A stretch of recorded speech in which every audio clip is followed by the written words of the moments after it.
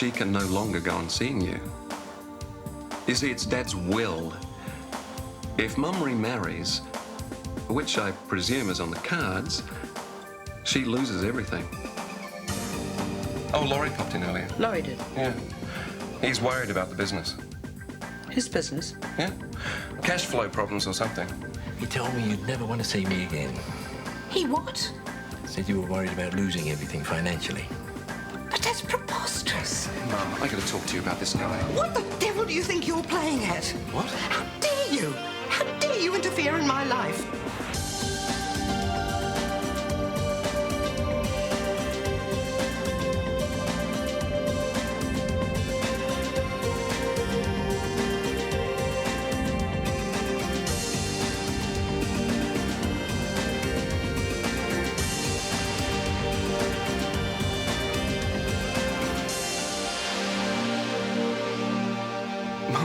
What is it? What's happened? Oh, as if you didn't know. What lies have you been telling Shut me? up! Laurie's been doing nothing but tell me the truth. And for once I've listened, as I should have done ages ago. Mum, can we go somewhere more private to talk about this? I don't care who hears what I say. I've always defended you, Darryl, Lord knows. Always made excuses for you. And you've schemed and manipulated. I'm ashamed of you. Mum, he's poisoning you against me. Can't you see that? He wants your money. Oh, come on. Laurie's doing nothing of the sort. Mum, you've got to believe me. Why? It's just one lie on top of another. No, please, please. I've put up with your wickedness for long enough. You've tried to wreck something precious and dear to me, and I'll never forgive you for that, never. As far as I'm concerned, you're no longer my son.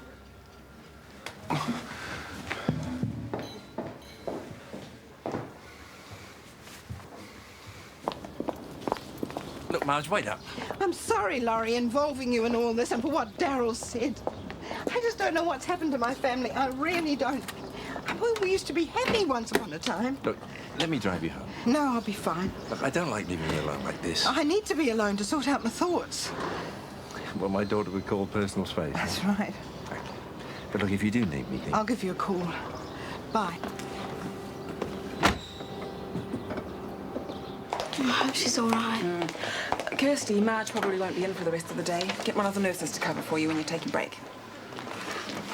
Hey, where's Mum? She had an emotional falling out. What, with Laurie? No, Darryl. She brought him out in the coffee shop in front of everyone. And she actually disowned him. She didn't. I'm afraid she did. Oh, because of something he said to Laurie, I think. It was amazing. Why, is she okay? I think she's with Laurie, but if you worried, give her a call. She'll be at home. Oh, 3 cheers for Marge, eh? Hip hip hooray.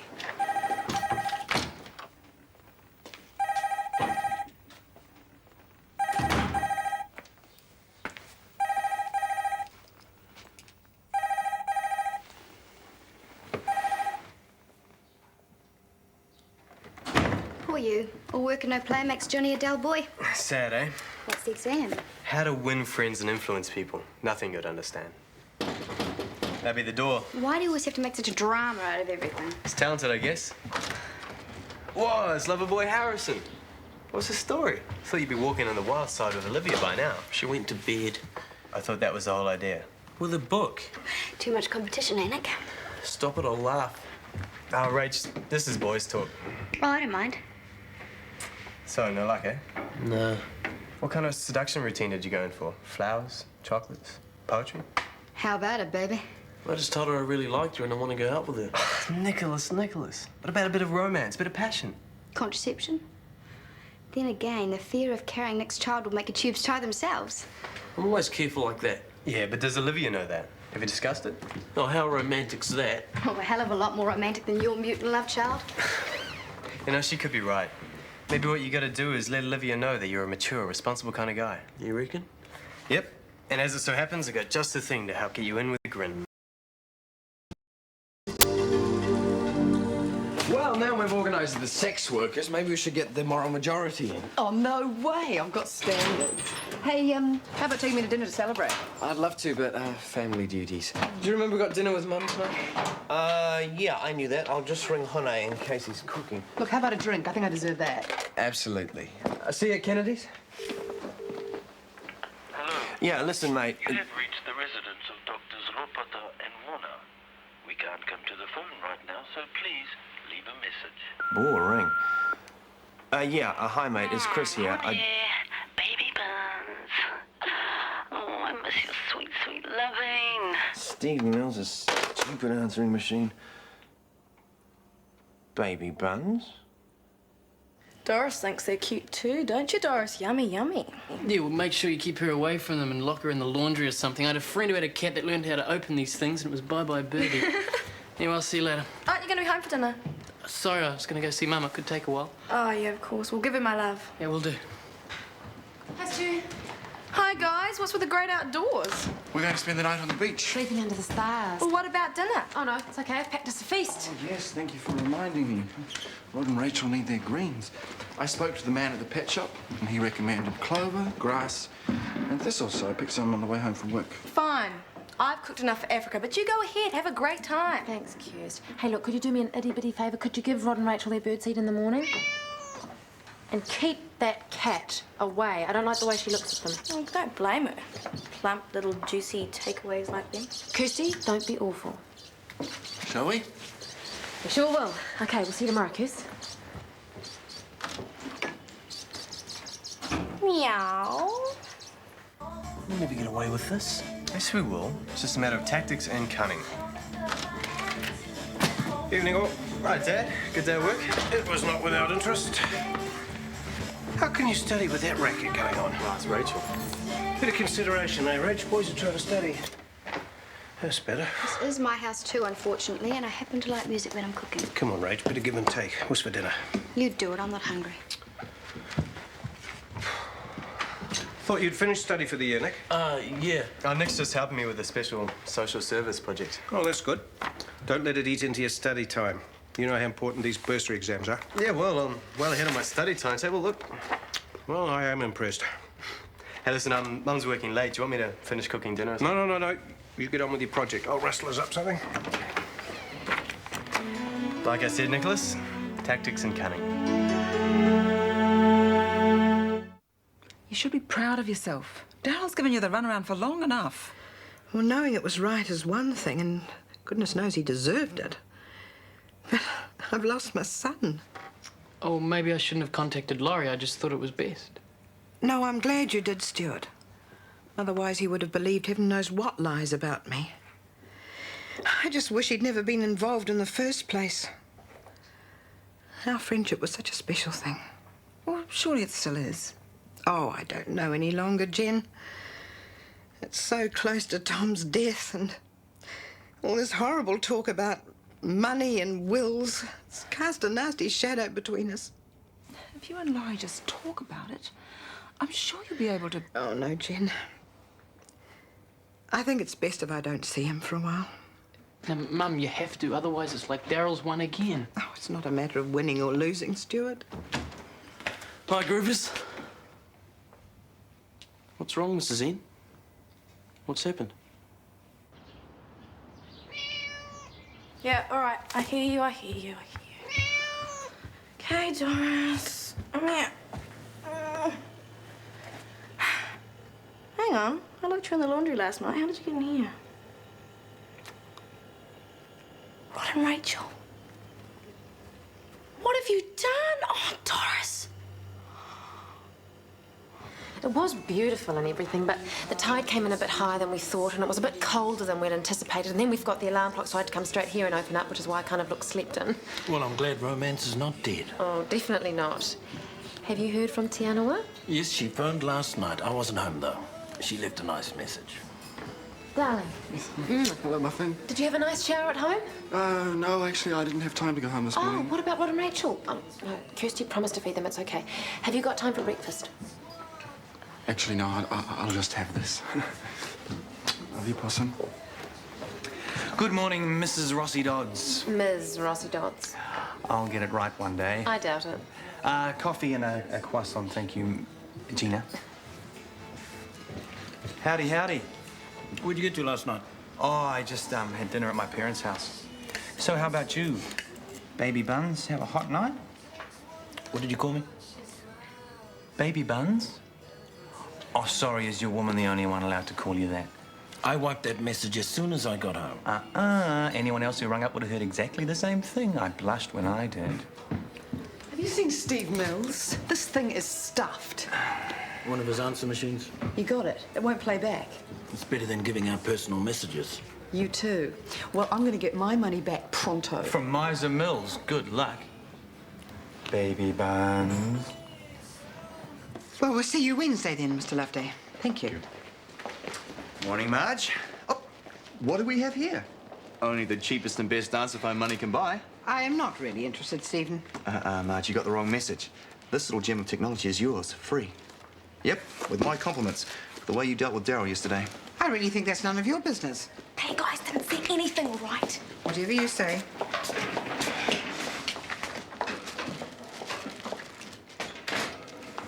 Madge, I heard about yesterday with Daryl and everything. Well, if you want to say I told you so. No, I'm really sorry. I know how hard it must have been for you. Thank you, Kirsty. Good morning, Leonard. Hello.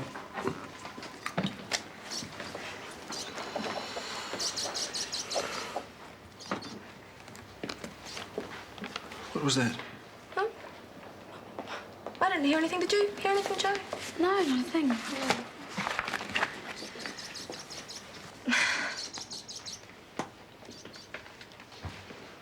I have just had the worst morning. You know, I've been looking after Shane's cat, Doris. Last night, she ate Gina's lovebirds. Oh, you're kidding. Rod and Rachel, R.I.P. I have been to every pet shop in town trying to find two that look the same. And now I've got to sneak them home before the Rossi Dodds get there. Or is that the Rossi Doddses? Good morning, Shortland Street. Look, if Gina and Nina said anything more about moving out. Oh, yeah, they're going as soon as they find their perfect love nest. Well, I hope it is soon, because fitting with Steve's driving me crazy. Have you told him you want to move out yet? Soon, I'll do it soon. You're welcome. Hi. Out of here at last. Thank you, Mr. Nielsen. Oh, and here's the hotel I'm staying at, in case someone wants to contact me. Bye, Mum. Goodbye.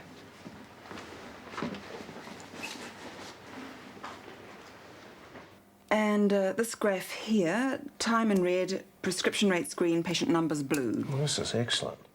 And one doctor whose prescription ratio is far below average and client time above. Maybe that just reflects Leonard's more thorough approach. Yeah, but it doesn't buy the baby a bonnet.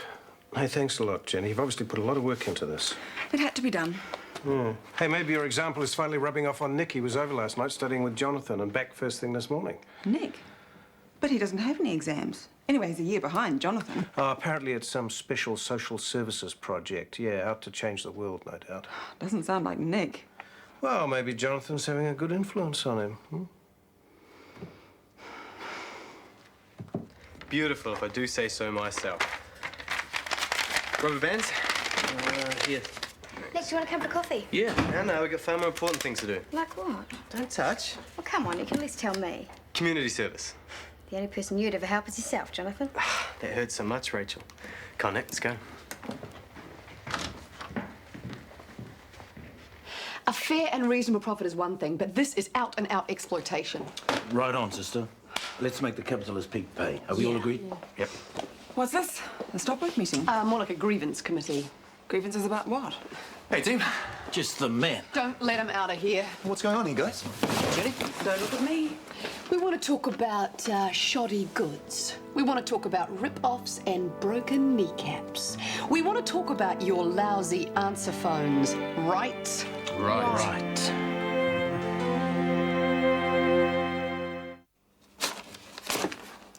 No wonder the entrepreneurial spirit in this country is dead. Blame the Serious Fraud Office. So where'd you get them from, anyway? From a mate, okay? What sort of mate would sell you shoddy gear? A mate with an electronics factory.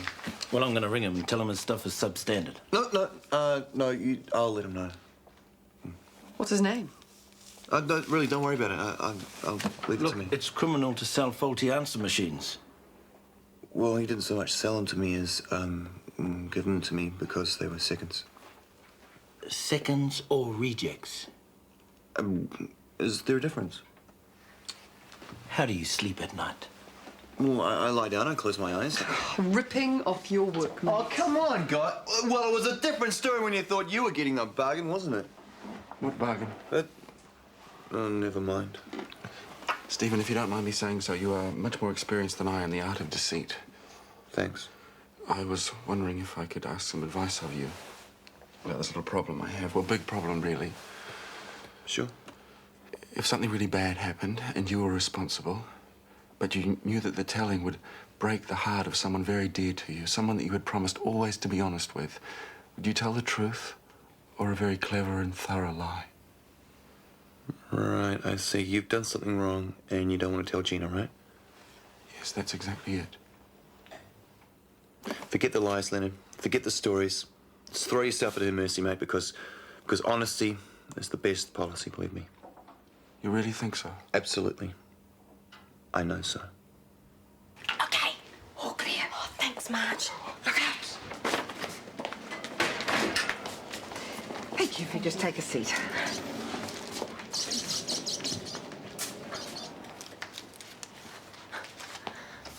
It is truly amazing, Kirsty. Wherever I go, I carry a little of the love and the joy that is Rod and Rachel with me. Amazing. Birds sing in my heart. Bats in a belfry, more like it.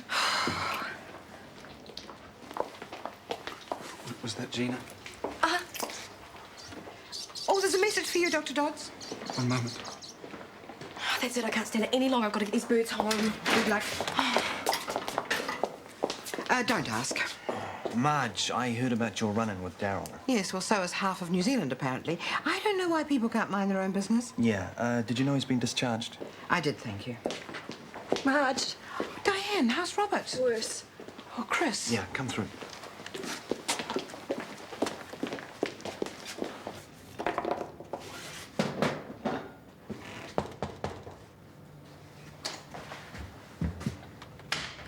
Lenny Bear, I need a kiss and I need it now.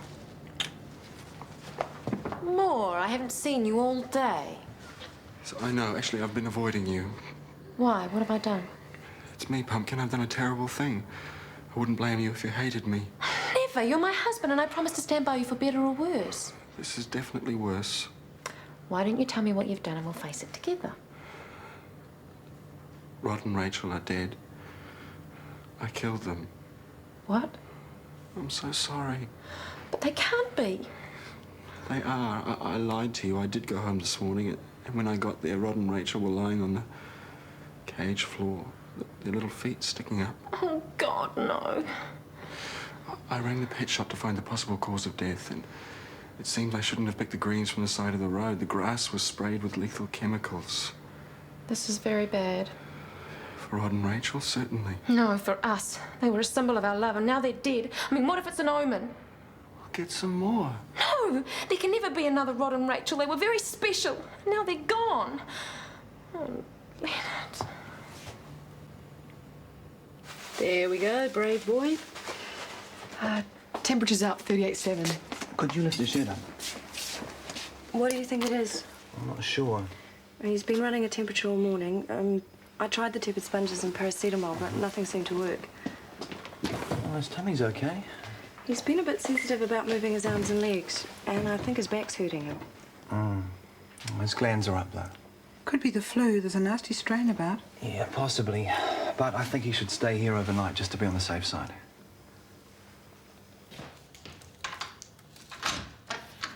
Joanna, welcome home. How was your day? You should know you were there. Right. I heard about the answer phone, Steve. Not very nice. That was just a misunderstanding. Dinner in 15. Steve, What? why is there cardboard and corrugated iron over my window? Yeah. Well, you know how the sash was broken? Well, I decided to fix it, but the wood was rotten and the whole thing just kind of collapsed. What? It's only a temporary measure. The glazier will be there When? soon. When? By the end of the week. Well, what am I meant to do in the meantime? I mean, it's so stuffy in there. Aren't we being just a little bit ungrateful? But, of course, I understand. It is inconvenient, and I'll get onto that glazier first thing in the morning, huh? But right now, I'm rushing down to the shops, getting some parmo, getting some parsley, and whipping up a scrummy dinner, just like in the old days, huh? Could I borrow $20? It's just until payday. But you already owe me 20. Yeah, I know.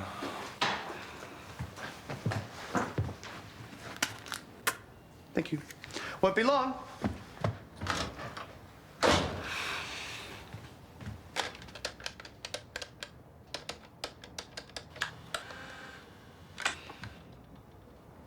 Hi, Kirsty, it's me. Look, I need to talk to you.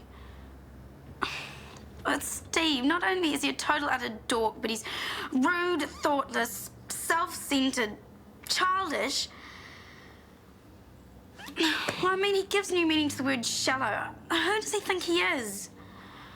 This isn't the start of a new efficiency drive, is it? Oh, it doesn't hurt to give the doctors a jolt now and then. Keeps them on their toes. If you say so. McKenna? Yes, Mrs. Wilkin, what can I do for you? He what? You positive?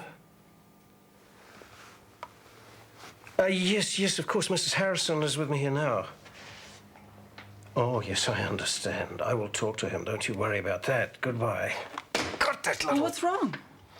That was the Vice Principal, Mrs. Wilkin, ringing about Nick and Jonathon. She's just accused them of perversion and corruption of minors. What? I'm back. Joe?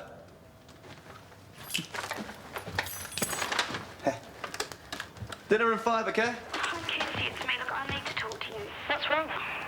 It's Steve. Not only is he a total utter dork, but he's rude, thoughtless, self-centered, childish. So what's new? Well, I mean, he gives new meaning to the word shallow. Who does he think he is?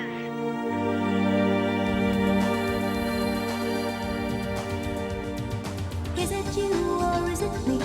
Lately I've been lost it seems. I think a change is what I need. If I'm looking for a chance or a dream, Shortland Street. Taking time to hold my place. Yesterday's another race. Just living for the times we've seen. When the writing on the wall says I'll be Shortland Street. If you want to find a way of searching for another world, it's hard to see. Shortland Street. Shortland Street was made with the help of your broadcasting fee, so you can see more of New Zealand On Air.